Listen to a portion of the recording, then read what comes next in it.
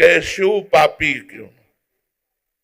किसी भी तरह का कोई भी पाप करने वाला हो, यदि उसने आजीवन वृंदावन वास का नियम ले लिया, मैं श्री धाम वृंदावन से अब नहीं जाऊंगा, तो बिना किसी प्रयास के उसे जुगल सरकार के सहचरी भाव पद की प्राप्ति होगी।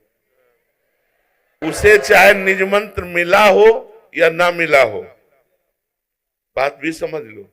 उसी समय इन्होंने प्रश्न किया था, महाराज जी इसमें लिखा है जुगल की सहचरी भाव की प्राप्ति, तो फिर अगर निज मंत्र नहीं मिला, दीक्षा नहीं लिए तो हम कहा तो भी एक होता है परंपरागत जाना, एक होता है गिफ्ट देना। गिफ्ट में प्रियालाल हमारी स्वामिनी के रूप में मिलेंगे और हम उनकी सहचरी की सेवा। एक बार मानसरोवर में पूज्य गुरुदेव भगवान ने कहा कि वृंदावन में यदि कोई पक्षी भी उड़ के आ जाता है तो सहचरी भाव को प्राप्त हो जाता है। तो उस पक्षी को किसने निज मंत्र दिया, उस पक्षी को किसने दीक्षा दी? ये धाम का प्रभाव है। तो अपने लोग बड़े भाग्यशाली है, ऐसा कह सकते हैं कि हम सब बड़े भाग्यशाली हैं। हमें प्रियाजू ने भटकने वाले संसार से हटाकर अपने धाम में रखा।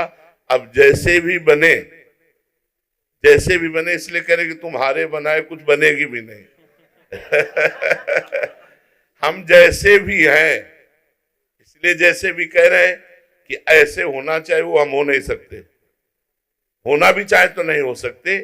जैसे नवीन बाढ़ का पानी पहाड़ से जब नीचे की तरफ उतरता है तो मकान, घर द्वार, गाड़ी घोड़ा सब बहा ले जाता है, ऐसे ही ये माया त्रिगुण का प्रभाव चल रहा है, ये सबको बहा रहा है, कोई नहीं बच रहा है।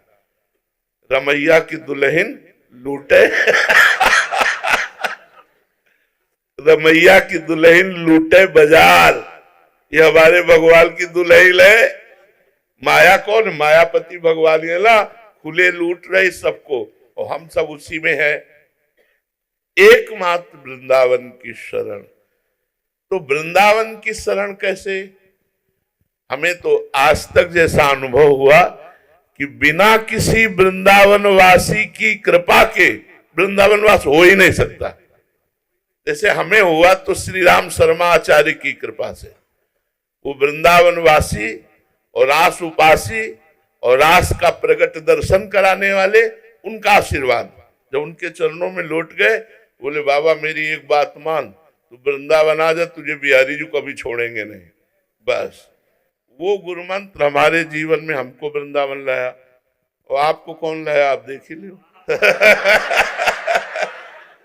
कि अगर आप आए हो तो कहां से कैसे आए हो, कहीं ना कहीं वृंदावन के रसिकों की वाणी गई और आपको लाई। तो बस पड़े रहो। श्री धाम वृंदावन का द्वार मत छोड़ना। महारानी जो कभी गलबहियां दे के निकलेंगी वो देखेंगे हमारे द्वार पे पड़ा।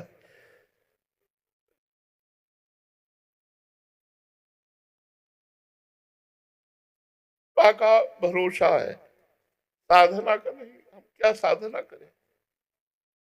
मन अलग जा रहा है, इंद्रियां अलग जा रही, तन अलग, तो हम क्या साधना करें? हम बस यही कि जैसे द्वार में पड़े हैं तो कभी बड़े हैं, वो कभी निकलेंगे, देखेंगे कि हमारे द्वार पे पड़ा है, कभी कृपा करते हैं। ये आचार्य और गुरुजनों के द्वारा प्रकाशित किया हुआ मार्ग है। इसमें हम जो जुड़े हैं ये निश्चित वहीं हमें पहुंचना है। बस धैर्य पूर्वक रहें और इधर उधर जो मन की वृत्ति जाती है उसे थोड़ा समेटने की कोशिश करें। कह रहे हैं समेट ले, वैसा हम नहीं कह रहे, समेटने की कोशिश करें।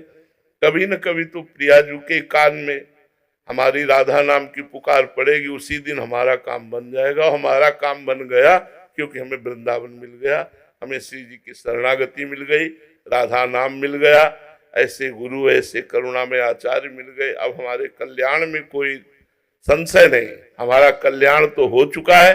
अब हमें श्री जी की सेवा में पहुंचना है।